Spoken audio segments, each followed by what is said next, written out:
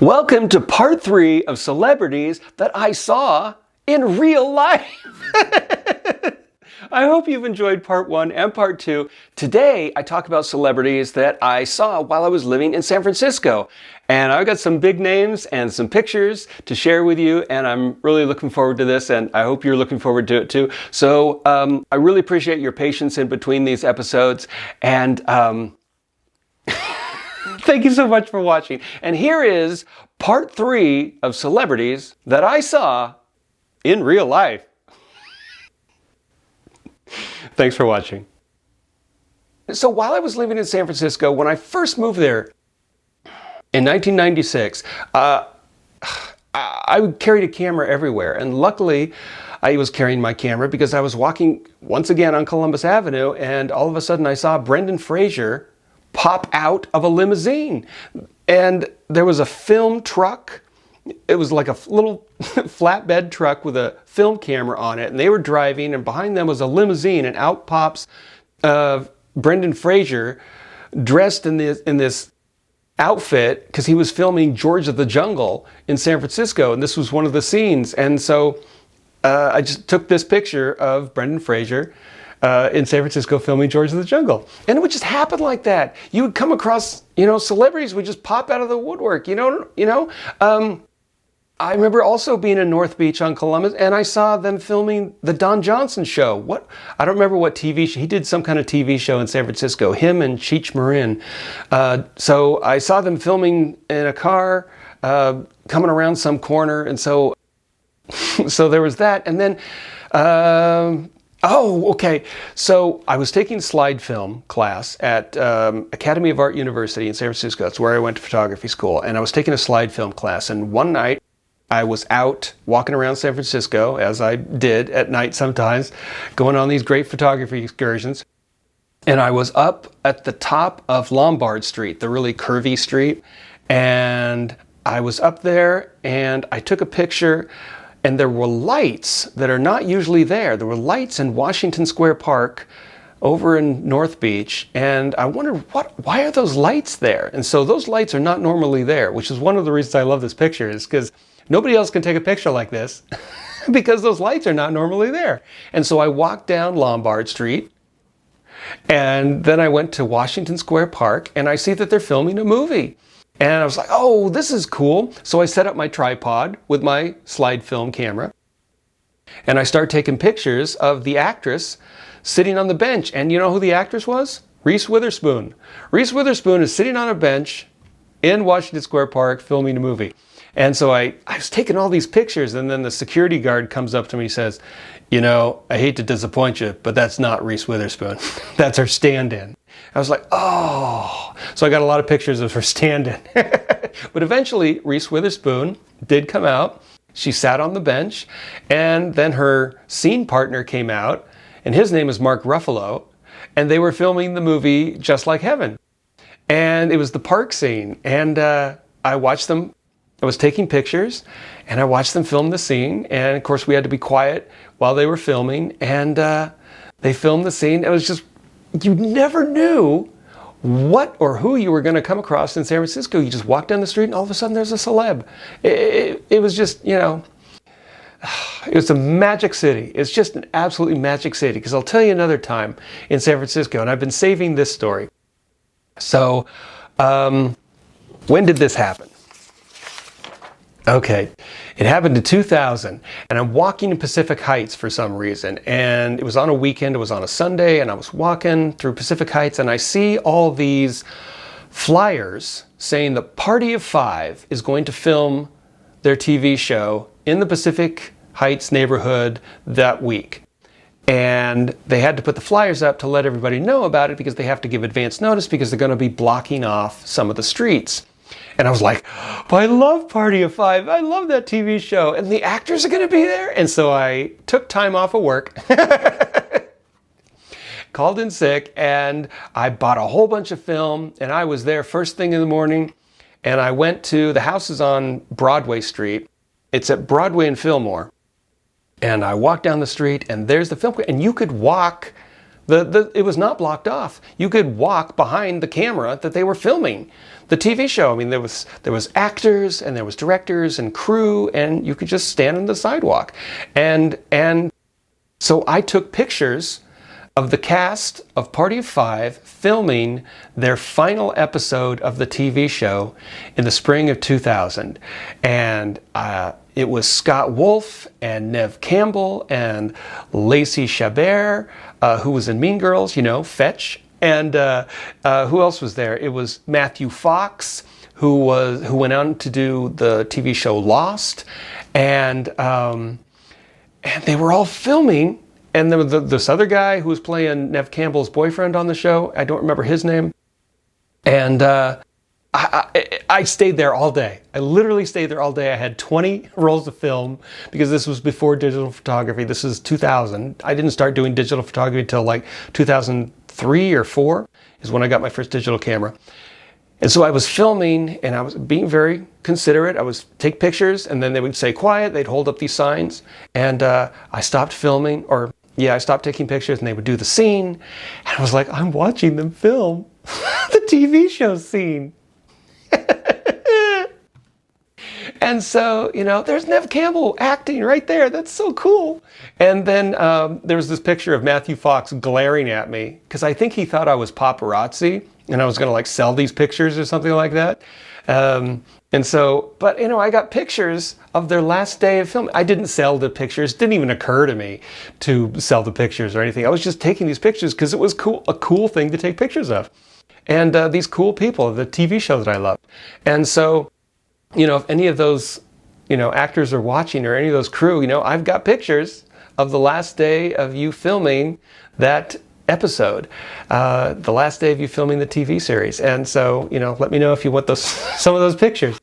And then they moved from the house set down Fillmore Street, and they filmed at a cafe also. Scott Wolf and Lacey Chabert did a scene sitting at a cafe, and I filmed that. And a police officer came up to me and says, "Do you have a permit to take those pictures?" And I was like, "I don't know. Was I supposed to get a permit?" And he was like, "I'm just kidding." I was like, "Man, you scared me," because I thought he was going to take my film away from me. But luckily he didn't. So anyway, I've got all these pictures of the Party of Five filming, and man, that was just a really cool day. Anyway, I just really enjoy sharing that with you. So there's some other ones too. So while I was going to the Academy of Art University, Shirley MacClaine came and talked to the art students at our academy, and I don't know why she was there, what she was talking about. She was talking about art or something like that. But she sat on the stage in this chair and she talked, and I don't remember what we were talking about, but anyway, I saw Shirley MacClaine. And then, a few years before that, in 1999, The Phantom Menace came out. Now, the thing about San Francisco is that Lucasfilm is there. That's where Lucasfilm is. In the marina where I lived, this was before I lived in the marina, but next to the marina is Lucasfilm. They took over the Presidio area. It was called the Letterman buildings, and then now it's called the Lucasfilm. And they took over these buildings and redid them all, and they made them into the Lucasfilm studios, and they got a statue of Yoda that's a fountain. And anyway, in 1999, so they're right there. So if they want to, you know, do talks or meet with people in San Francisco, they're right there, and they can get there very conveniently. And then, of course, Skywalker Ranch is up just a few miles north of San Francisco. And so when The Phantom Menace came out, I was watching all the news on the internet about The Phantom Menace. I was like, oh, they're making a new Star Wars movie. This is going to be awesome. And then I saw it. But I was so excited to see it because it was a beautiful movie. I mean, it looked beautiful. The art decoration in that movie was fantastic. And so I was still so excited about that movie even after I saw it. And then Doug Chiang, he is the vice president and executive creative director of Lucasfilm. And he did a lot of the drawings and oversaw a lot of the artwork done for the pre-visualization of the film, I think. And he was giving a speech or a talk at the planetarium in one of the science museums in Golden Gate Park in San Francisco. And I went. And I couldn't wait to see it. This was going to be awesome. Anything behind the scenes Star Wars, I was all over. So I went to the planetarium and I listened to Doug Chiang show these pictures of the artwork of the pre-visualization of the movie, The Phantom Menace, up on the planetarium walls and ceiling. And it was just a really cool presentation. And this is embarrassing. Afterwards, there was this website called Ain't It Cool News, which had a lot of, up-to-date what movies and sci-fi movies. It was like if you're a movie nerd or a sci-fi movie nerd, you went on this website in 1999 and found out all the upcoming stuff or behind-the-scenes news. And I wrote like this 3-page email to Ain't It Cool News describing the evening with Doug Chiang talking about his artwork and what he showed us. And I emailed it to Ain't It Cool News and they posted it. And I read it. And it's this nerd gushing. It was so cool, man. He showed us this art and this art. And it was like, I read it. I was like, oh, I'm so embarrassed that they actually posted this. So anyway, Ain't It Cool News posted my email. Gushing about Doug Chiang and his artwork. So that happened. What else? Okay. I did a YouTube video talking about Gloria Stuart. I met Gloria Stuart, who played Old Rose in the movie Titanic, and she did a book signing on Page Street in a basement of this apartment building thing, or a library. And I went down and I saw Gloria Stuart, and she talked, and she was just so excited because, the success of Titanic and all these people turned out and we were all applauding her and we listened to her. And I said hello. This is another celebrity that I actually got to speak with. And I bought her book and she signed it. And I said, man, loved your movie. Great job. Loved your work. And she said, thank you. And then some years later, I lost her book. I wish I still had it. I had to rebuy it because I just wanted to have it. And anyway, saw Gloria Stuart. Okay. 2003, I decided to drive to Los Angeles for a trip. And so I got in my car and I drove from San Francisco to Los Angeles, about an 8-hour drive. And I just drove around Los Angeles because I wanted to see it. I hadn't been there since what? When I went to Disneyland in 1976, what was it, 78 or something like that? And so I went and took a bunch of pictures, and I'm going to have to show you a bunch of the pictures in another episode of YouTube of my trip to Los Angeles. But as I was driving, I wanted to see Rodeo Drive, so I drove down Rodeo Drive because it was in the movie Beverly Hills Cop. And so I drove down Rodeo Drive, and I got to this intersection, and the light turned green, and I was going straight through the intersection, and this white convertible tried to pull in front of me and then stopped. And as I went by, I sort of scowled at the person, and I swear it was Simon Cowell. I swear, the judge from America's Got Talent. I swear it was him in this big white convertible. Might not have been him, but it sure looked like him. It was like, I scowled and it was like, Simon Cowell! And I almost crashed my car. So I like to think that I almost got in a car accident with Simon Cowell in Los Angeles. Oh my gosh. Let's keep the party going. Okay, there was someone else I saw in San Francisco. Thoth.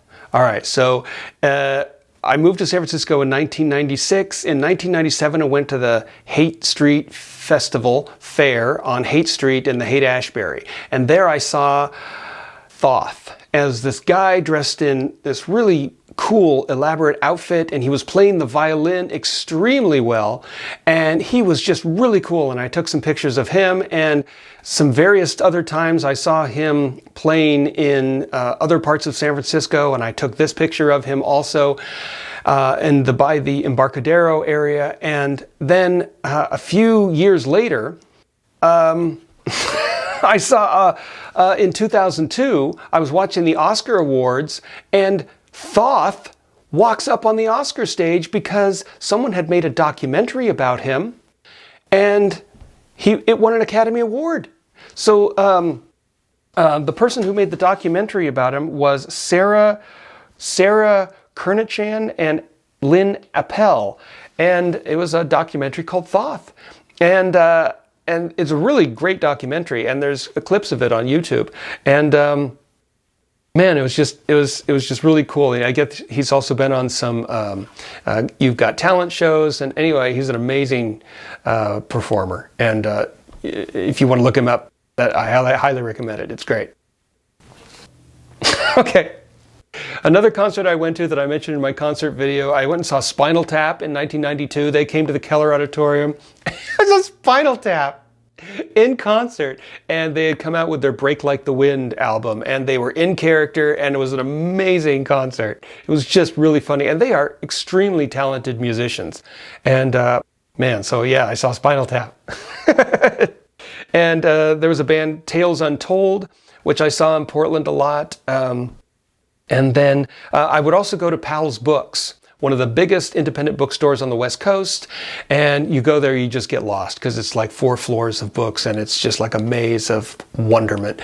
And I would go there and listen to authors speak. And while I was there, I saw, who did I see?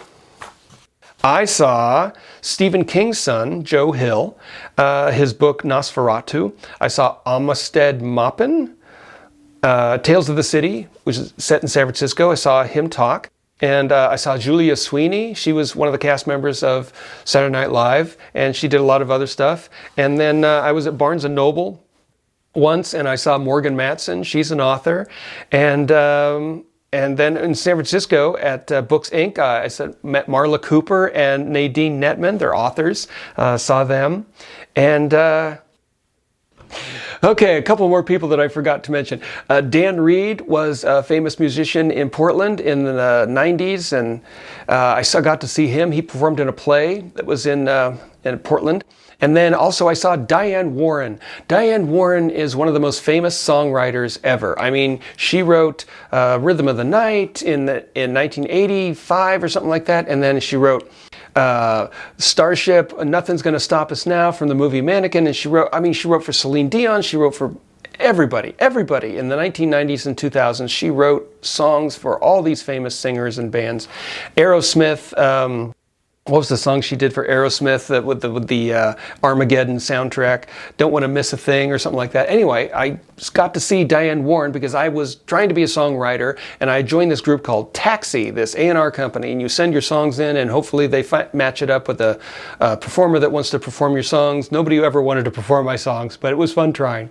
So I went to one of their conferences at a hotel in Los Angeles one year. This would have been 2015, 14, 13, one of those. Anyway, I went down there, and one of the reasons I wanted to go to this particular conference that year, because Diane Warren was going to be there. She was one of my favorite songwriters. And I went down there, and apparently she was sick. But she is so kind and professional. She came, and because they were giving her a songwriting award, Taxi was. And so we're in the big ballroom, conference room, and she shows up, but she's so sick that she can't talk. So she has someone there to speak for her, but she stood on the stage and she waved to everyone, and she got the award. She thanked everyone, with hand gestures. And then she immediately left, went out the side door, and got in a car and went home and got well, hopefully. And but it was just really cool to see Diane Warren. Man, if you look at her list of the songs she's written for people, it's just amazing. And then they, had to improvise and do some other talk about music or songs or something like that, because she was supposed to talk and give a speech. But anyway, I got to see Diane Warren, so that was cool. And oh my gosh, is that everybody? Did I list all the celebrities? I think so. Oh my gosh, did I get to everybody? I think that's it. Over 70 celebrities I have seen in my life. Oh my gosh, that's amazing. I am really curious what celebrities you have seen in your life. I bet if you start counting how many celebrities you've actually seen in real life, you don't have to have met them. But if you did, fantastic. But if you'd been in the same room or in the same vicinity of them, you saw a celebrity in real life, I would like to know your list. Who have you seen? Who stood out? What are your experiences? I bet if you start listing them, there's a lot more than you think there are. So I would love to hear your experiences. Thank you so much for listening to me ramble about my celebrities. And I hope to increase that list a lot. I want to travel more. I want to experience more, and I hope there's a lot more celebrities that I can meet in future and actually talk with. Anyway, thank you so much for listening. And I knew this episode would be long. I don't know how, I haven't edited it yet, so I don't know how long it is, but I may have to break this into 2 episodes. I don't know. But anyway, thank you for listening, and I really appreciate you hanging out with me. And I would love to know your experiences or your thoughts about any of these, and what celebrities you've seen in real life. Thank you so much for hanging out with me. Have a great week.